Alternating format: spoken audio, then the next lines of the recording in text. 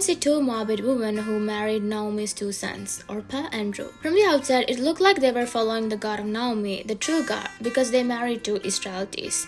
But God wanted to test their hearts to see if they genuinely following Him or just doing out of obligation because of marriage. So after 10 years, both of their husbands died. Now they were free from any obligation to follow the Lord. And here is the most important part. In verse 10, Naomi insists both of them return to their mother's home and to their own gods, because she feels there is no reason for them to stay with her anymore since her sons are gone. She gives them several logical reasons why they shouldn't follow her. Then in verse 14, we can see one of the women named Orpah was convinced by Naomi's words and went back to her false god. From that, we can see she was not genuine in following the true God. But Ruth clung tightly to Naomi and refused to leave her and the God she served. This is what touched God's heart. When her husband died, she had every right to go back to her Moabite people, just like the other woman, to serve other God. But she didn't do that. She stayed and remained loyal to where she was. In verse 16, we see that she made this declaration, "Your people shall be my people, and your God my God." She was so determined to stay in her decision not to turn back. At the moment she declared the God of Naomi was her God, she became the part of Israel. Now Ruth was no longer connected to Israel through ritual. She chose the God of Israel with her heart.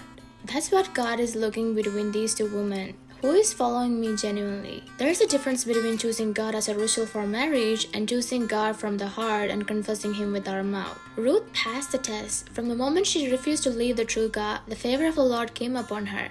There are various reasons why God's favor came upon Ruth, but not the other women. Both women were in the same situation. The first woman, Orpah, decided to go back to her mom, thinking her life and marriage could be restored again. But Ruth, she stayed with Naomi. She was hoping nothing from her, but just to be with her and be loyal to God, as we can see in verse 16 to 17. The one who chose her way, Orpah, her name stopped at chapter 1. But the one who stayed loyal to God and gave up everything to follow Him, Ruth, her name became an entire book in the Bible.